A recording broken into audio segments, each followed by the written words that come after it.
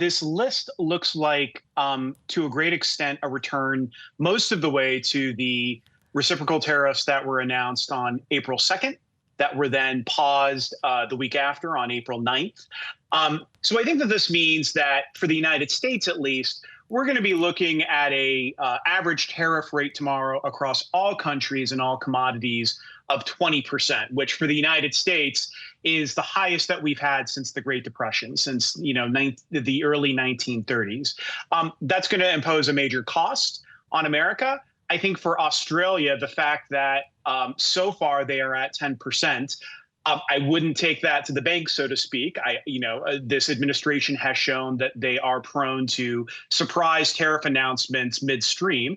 So there may be more coming, but for the time being, Australia has a much lower than average tariff rate coming out of this regime, and that should benefit it. So this provides time to negotiate deals. What do you think this means for Australia and its negotiations with the US? I mean, I think it shows that Australia, at least for the time being, has made headway in getting the attention of the administration. There are lots of allies on this list who have a close relationship, and as you mentioned before, the two countries with whom we have the closest trading relationship, Canada and Mexico, have certainly not been spared higher tariffs. So it probably speaks well so far of the position Australia has. It may be a geostrategic signal that the Trump administration is looking to shore up certain Pacific allies. Probably in terms of its strategy toward China. But again, I wouldn't read too much into this for the long run. My guess is that there are discussions and negotiations still to happen in Washington. Ahead of this temporary reprieve just being announced, I was going to ask you, if you think it's regrettable that Trump and our Prime Minister, Anthony Albanese, didn't get to meet at the G7. Do you think that is the case, though? I mean, again, I don't have a PhD in what's going on in the White House right now. I don't think any of us do. Yeah. It certainly is a good signal, and perhaps surprising, the fact that they didn't meet and yet Australia didn't end up on this list. Look, I think that nobody thinks that that tomorrow is going to be the end of new tariff policy for the United States. I think that I'm going to be looking at the news throughout the day tomorrow, and indeed in the days and weeks after. If there's one thing we've learned this year, it's that no tariff policy seems to ever be final for this administration.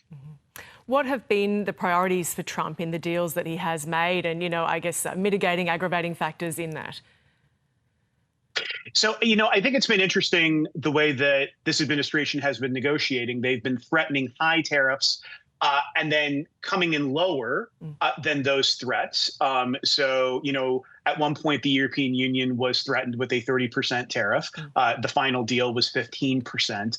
So, it seems like for the most part, this administration is not attached to any one high number. They want a number above zero, because I think they have two priorities. One is they want to raise revenue from tariffs. The United States fiscal trajectory is notoriously unsustainable right now in the long run. And two, I think that they are true believers that tariffs will lower our trade deficits and bring manufacturing, back to the United States. I am skeptical of that claim, but just putting my hat on, I think that that's what the administration would argue. And as far as other countries are concerned, I mean, it's all relative, isn't it, as to whether they have an advantage or disadvantage in this. Australia was looking to have an advantage. That continues for now, but it all depends on who else gets what, right?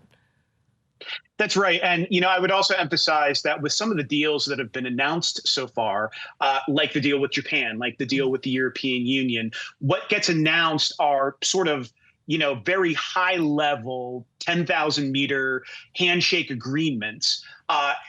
Normally, trade deals are hundreds of pages long and go into different minutia of trade codes. What is going to be tariffed and what's not. That is not what has been announced.